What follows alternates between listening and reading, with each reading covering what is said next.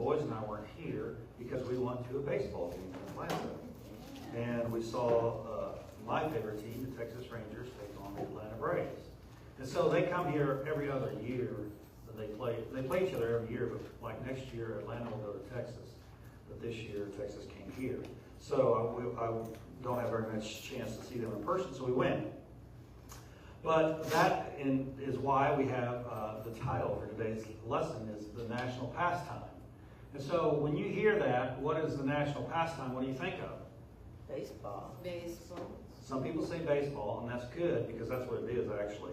But, you know, for a lot of younger people that aren't familiar with that actually being our national pastime in America, it could be Soccer. football, couldn't it? Football. Because football is by far the most popular sport in America. And so some people think of the NFL as the pastime, but it's not. But think of that, I'm glad you said that, Kat, because think of what most people in the world think football is. Soccer. It's soccer. And so that's not even the same thing.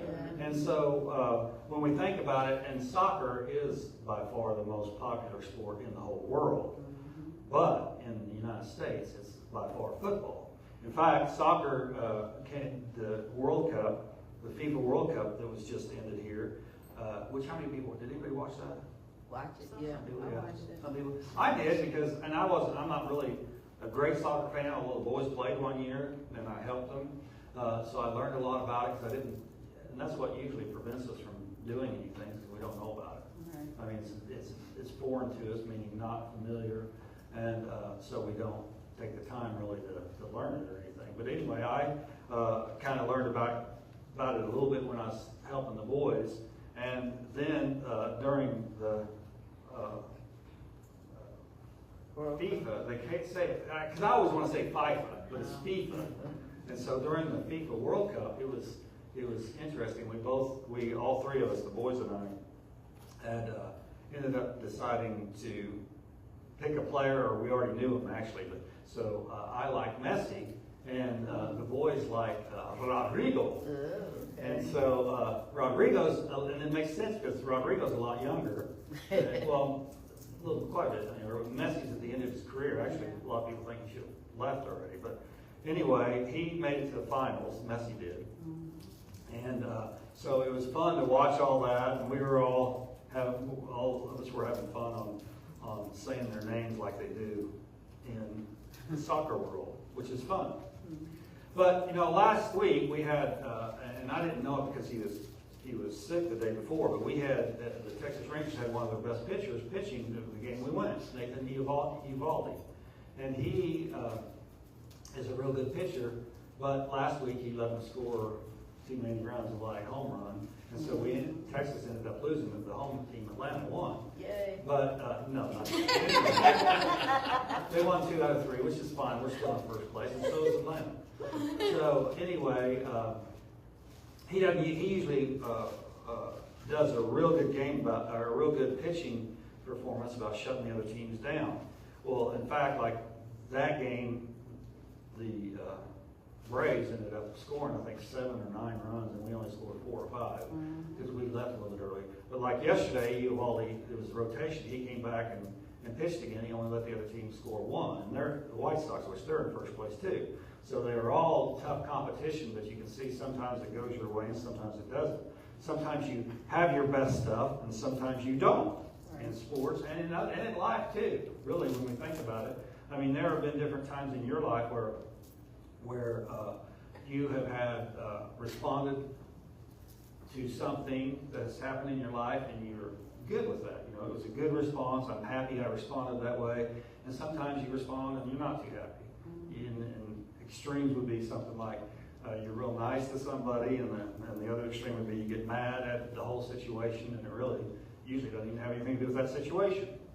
So everyone has memories of what has happened in this part of their life, right? I mean, we know what we like, what we don't like, but how often do we go and venture into something that we aren't as familiar with? I mean, it's as simple, for me, it's kind of an interesting deal. A lot of people like to sample new foods. I never really have been that way. You know, like if I go to the restaurant, a familiar restaurant, I'm usually going to order the same thing. Now, every once in a while, I'll try something different, and sometimes I'll be happy with it, sometimes I won't. But you know, it's good for us to venture out sometimes and try different things. Otherwise, we'll be stuck in the same thing that we are used to and won't really allow ourselves to grow. And that's what happens in our spiritual life too. We get to a point sometimes where we are so comfortable with what we have right now that we aren't willing to change and look at other things. Now, sometimes when we change, it doesn't work out the best. Uvalde didn't have his best stuff when we were but he did yesterday when we got to. I got to listen to him on Sirius. So, you know, we sometimes venture out and get something that's new, that's wonderful, and sometimes we don't get something new that's wonderful. And it's all part of our growing and our experiences. And we didn't get to where we are, if we're comfortable, we didn't get to that point without doing that to begin with. We had to learn what we liked and what we didn't like. You know, some people in sports, you know, some people, I know a lot of people that are baseball fans that really don't care for football. I can't understand that, but that's what they are. And then vice versa. You know, a lot of people love football and just can't stand baseball because, and here's usually the difference between the two. The ones that love the NFL football, or football in general, in college, say that don't like baseball, say that baseball's too slow. Well, baseball is I mean, I like both of them. So baseball is such a it adds a lot more thinking into the game. So it's like I like both of them anyway. It's just a different sport, and so you can't necessarily compare the two. It's kind of like what if we, using the food example, if we go to a restaurant and take something new and it isn't good, well, what if they didn't have the right chef making it that day? Yeah. I mean, there could be all sorts of ideas of what happened, but you know, so it's not something that we should give up on just because we tried something new and we didn't like it. If it's something that's going to further you in life and in your spiritual life, it's going to benefit you, then you have to try it. It's like our understanding of God in our life too, in our spiritual understanding. We have a relationship with God right now. Each one of us have a relationship with God, or like Reverend Francie was saying in her meditation, with whatever we call God. I mean, that's even kind of an important deal. What do we call God? I'm not going to tell you what to call God, because you can call God whatever you want. When I worked at Silent Unity, I shared this with somebody, I don't remember who, but when I used to work at Silent Unity, you know, we would take prayers, and we're trained, of course, and we would take prayers, and we wouldn't take prayer. I wouldn't take prayers as Reverend Warren. I would take prayers as Silent Unity. In Silent Unity, they speak as a whole. They don't speak as individuals. Okay? So someone called me one day, and there's all sorts of calls you get. So you can imagine. Just make up your wildest call, and it's been there. But anyway, this wasn't wild, but anyway, I had a person call me and said, well, can you pray in the name of Allah? And I didn't hesitate, and I said, sure. Now, do I agree with the Muslim faith? A lot of things I don't agree with. So, it's not about me. Right. It's about their relationship with God. And so, if someone has a relationship with God, we want to build it up no matter where they're coming from. And the reason, why is the reason for that? The reason is because when we build up our spiritual understanding, when we build up our spiritual relationship with God, then we come to a point where we recognize some of those old thoughts really weren't true to begin with. And so I can move forward knowing that the new truth, the truth that I'm understanding now, is something that I'm working from as a base from now on. And it's kind of like going to the mountaintop, like they said in the Bible. You know, there are many paths to the mountaintop. It's just another step. It's not, and it continues throughout life. And we continue to learn more and more in our Christhood. And so, how many are familiar with this? I know everybody is. Deja vu. Everybody's had that. Some people more than others. And what is that? That's something that happens that you can sit there and you can live it and you can think, I have done this before. This has happened to me before. And you know, I'm not a big, what do you call it? I know you believe it, Jim, I think. I'm thinking of regeneration now, but what is it? Reincarnation. Reincarnation. I'm not a big reincarnation person, but it can be from anything. Because and reincarnation is kind of another deal that I could talk to you with about, because it's you know, we all come from one spirit, so it's kind of like different, and we go back to one spirit. So, but when we have this deja vu instances, it can be something that happened to our spirit at some time. It can be. But our spirit, your spirit right now inside of you, the spirit, the soul inside of you, consists of a lot of things.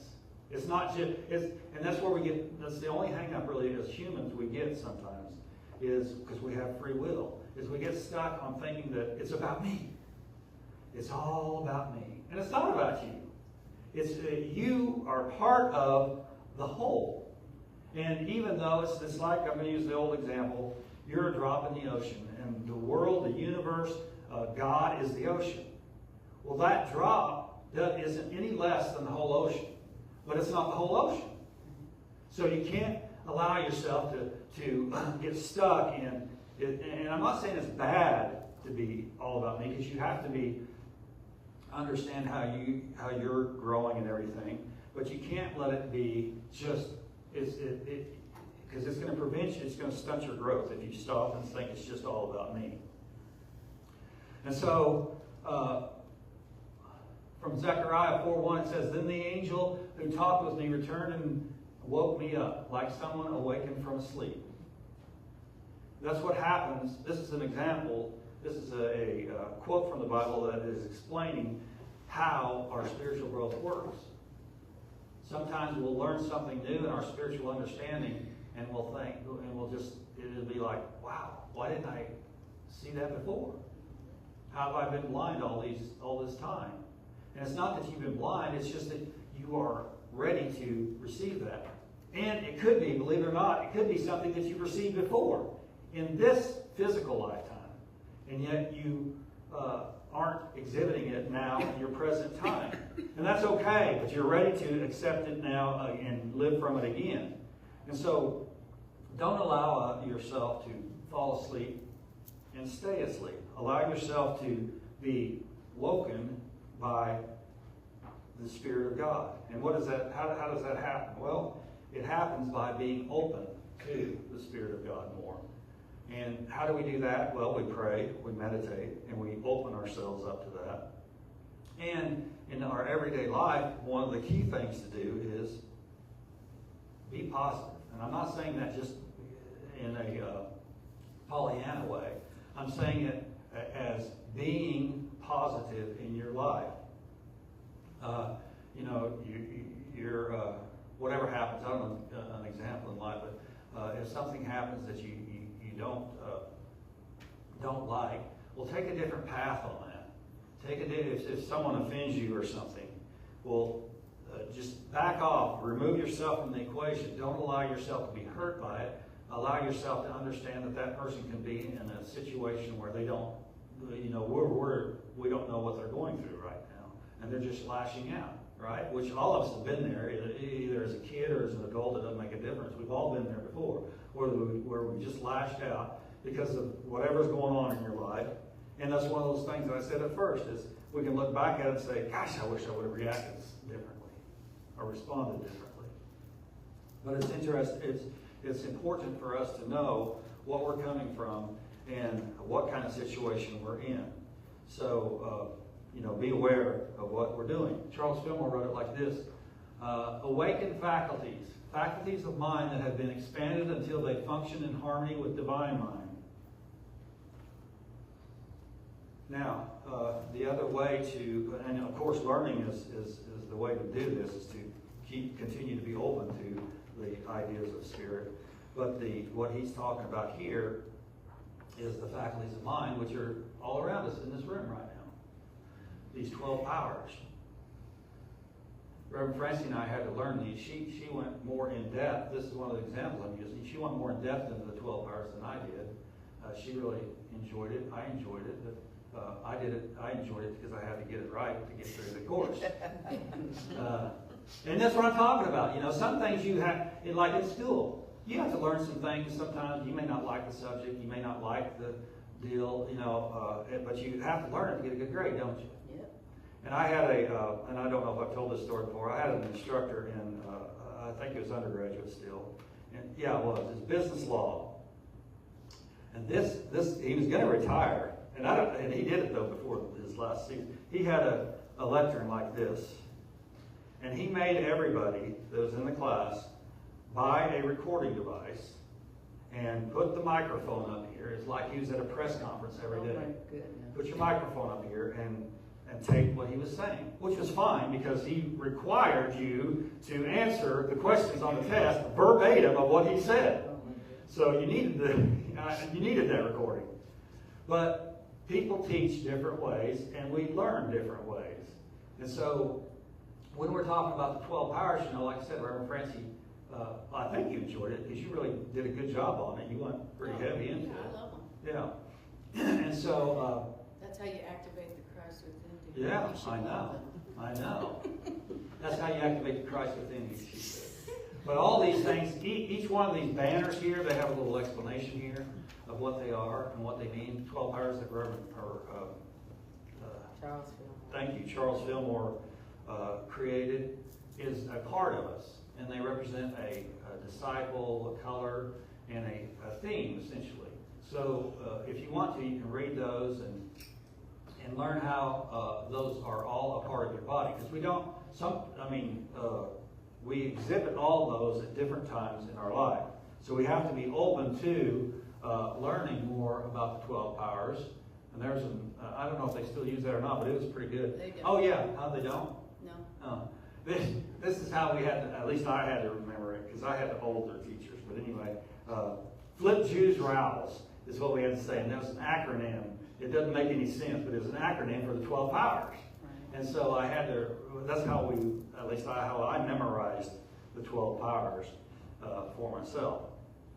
But anyway, each one of them have a idea for us to live by. And it's within us, and we can do it. It may be new to us. It may be foreign to us at the time we're starting to learn it. But when we learn it, we'll understand how important it is in our life. Awakening, learning, practicing, and using your divinity is regeneration. All of this is not only increasing our understanding of our spirituality, but it is regenerating our physical life too, believe it or not. Unity started mainly by Myrtle Fillmore healing herself. And, when I say that, it goes back to what I was talking about before. Because she didn't consider it her healing herself. She considered it her opening herself up to God's healing. Okay? So that's what I'm talking about, being the drop in the ocean. So when we are looking at, that's how Unity started, which has grown into a worldwide organization, we can understand how important, how powerful these are. But that is an example of how when we learn about these spiritual traits that we have, how it can physically have an effect on us. The positivity that I was talking about earlier is important in your life. If we go by like Eeyore all our life, then not too many good things are going to happen in our life, are there? Because we're not looking for good things to happen in our life. But if we go by in life and say, God, I'm open to the goodness that you have and you want for me, then good things are going to start happening. Will it happen immediately? Maybe. Will it happen over time? Yes, definitely. So as we go forth, we need to understand that what are we doing? What are we awakening to? Are we looking at the news all the time and seeing all the bad stuff happening in the world and thinking, everybody's going to die? Or are we looking at something that is going to bring lifting us up and see the life within us? We have a choice, and it is up to us what we choose. That's a wonderful part of us too, is having the free will in this spiritual journey that we're making together. One never dies living in spirit. I think we can all agree that our spirit lives forever, right? I mean, that's what most people that come to church believe. I don't know of anybody who goes to church that really doesn't believe that your spirit, your soul, whatever you want to call it again, lives forever. Now, and so if you believe that and you understand that, then the more you live in spirit, what part of you is living in spirit is going to what? It's going to live forever, isn't it? Right. Yes. And if you are living your physical life as an understanding of your spiritual beingness, then that can live forever too. And that's what Fillmore was saying about regeneration and what he believed, and what I agree with it totally. And so it just depends on what you're allowing yourself to be. Your choice to love and live life is unlimited. And this is again on the same idea of what we're talking about as far as living our life. It is our choice. It's our free will to live a life that is full of love, full of good, and just think. And here's one thing that I really like to stress to people who are having troubles with this is think about the people you love. If you want to put it back on a physical level, think about the people you love. Don't you want to be around here with them? Don't you want to enjoy them? Absolutely. And so if you do, then you have to, or you need to, be the positive influence on them. Most parents, well, it doesn't even have to be necessarily with parents, but parents also. But anybody you love, don't you want the best for them? Yeah. Well, if you want the best for them, then you have to show them the best. Show them that everything is possible. And, I think we've done good as far as the human race, but we can do better. I know we can. And the reason that I know we can is because look at the church, the pews. I mean, unity used to be full. And it doesn't have to do just with unity, I know. And I'm not saying that. But it does with what we're teaching. Because if we can fill the churches and fill the people and let them, because all I'm doing is trying to do is spark the divinity within you. To let you understand that you have this within you. It's not up to me, and I can't spark it for you, but I hope that we can come to an understanding. It's like when Myrtle Fillmore learned from Dr. E.B. Weeks that she can do that. That it's a possibility that you don't have to be, you don't inherit sickness. God created you as a perfect being, no matter where you are right now in your life, physically, health-wise, whatever. You were created as a perfect being. Now, how we are in our spiritual understanding allows that perfect being to continue or to deteriorate. And so, and listen, you can take that, you can sit there and say, well, that's not true. I don't feel good today. That's not what I'm saying. Okay? You're going to get better if you think that you're going to get better. Okay. Spread the good news about your awakening and this church. That's what I was kind of getting to. Because we do need to spread the good news, which is the gospel. You can say gospel, especially to some friends that might not be open yet to a new understanding of their spirituality. Because I think everybody that's here today knows about, like, whatever you want, what most people call fundamentalism or whatever. And I think that we would all agree that Unity's teachings are really kind of a step up from that. Not saying that we're better, it's just a spiritual understanding that is growing from that base. It grew from that base, okay? And, because, again, the fundamentalist would say Jesus is the only way, right? Well, we know in Unity that there's other people that are saved too, that know nothing about Christianity.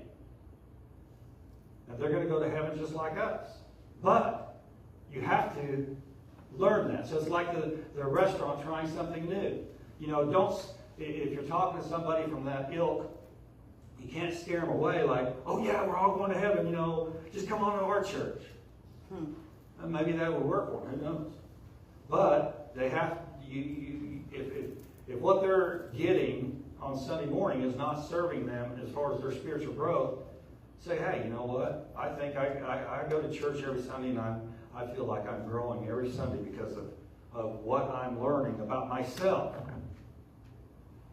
And it doesn't have anything to do with the anointed one up there telling me. It's just sparking something in me that I knew was there, but I didn't recognize it. And when we recognize it, we move forward. and we continue to grow. Together we have the opportunity to move forward from good to better to best. And see what it starts with? Good. It doesn't start with bad. Because wherever you are right now is good. Now you might come to me and say, well, that's not right. I owe $20,000 and my car's broke down and I don't have the rent for tomorrow. Wait a second. Things can change. Things are going to change. Now, how they change is up to us. Would it hurt for us to say we're in a good place right now? No. It's not going to hurt you physically. Now, you may not believe it, but it takes time sometimes to figure out how we can change how we're living to get the results we want. But if we start with good, better, and best, then we know that we're going to start at a positive place. We're going to start at a place where it may be better than where we're at right now. Because when you go from the good to better, then you're at the better from before, you're back at good. And then you keep going up and up. The best is really not ever achieved in spirituality, but it's something that we can look forward to because it's going to keep getting better. And it's not a negative thing to say that. It's going to continue to get better. Life's wonders do not end until we say so. You know, we, in ministry, we deal with people who make their transition. And, you know, I've seen, you know, I can't say the gamut because I've not seen everybody during the transition.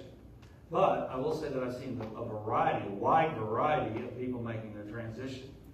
And all the way from I'm scared, I don't want to go, to I'm ready. And there's the difference is that how they're looking at what's happening in their life right now, in their physical life. Because if we do go back to the part where we were saying that our spirit lives forever, then first of all, we don't have anything to worry about if our physical life comes to an end, do we? We don't really have anything to worry about. Yet, we can, by learning more about our spirituality, postpone that for however much time. You know, and so personally, I can see the argument, and I've said this before, about people who, you know, don't want to live forever physically. I mean, I can see that argument for a lot of reasons. Maybe their health isn't as good. All the people, their friends, relations are gone. A lot of things that can be that. But if you're called in your spiritual understanding to stay around here physically, then you are going to stay around here physically. We have a part to play in our spiritual and physical life, is what I'm saying. They don't end. The wonders of life do not end until we say so. Humanity's pastime has been to grow in consciousness, and we have. And sometimes there's all sorts of scales on this. The spiral dynamics, that's what it's called. Spiral dynamics has a color code and everything. There's all sorts of scales, though, that tell you, you know, where the human consciousness is and all that. And you can kind of put yourself where you think you are, and then look at everything. And it ebbs and flows a little bit sometimes. And that's kind of like how we do, huh? You know, I was telling you earlier about what I order usually at the restaurants, the same thing. If I go to the same restaurant. And sometimes, you know, if I go there and I order something different, I will like or dislike it, but next time I go there, I'll order the same old thing, right? So we ebb and flow. We ebb and flow in all sorts of areas in our life. So don't stop, though, until you just don't stop. But humanity itself, us as human beings, has grown. It's kind of like Jim and I were talking about this morning about the, and I keep telling on Jim, I'm sorry, Jim. But anyway, we were talking about, you know, other life forms in some other planet. You know, I know that somebody's probably going to say, you're crazy, Warren, but, you know, I think it's kind of common sense with as many planets and solar systems as we have, there's something else out there that has some intelligence. So, you know, if we understand all this stuff together, then it's not about us. We can continue to grow. We're going to continue to grow. And like I said earlier, sometimes we have good games, sometimes we have bad games. And so, you know, it's up to us to name those games and to see the good thing. One of the wonderful things about not having the best game is the next game you have a chance to be better. So, and it comes down to how we are defining our game, how we are defining our life right now. So if we're defining it as good, better, best, then we're on our way. If we're defining it as this is lousy, I'm not enjoying it, then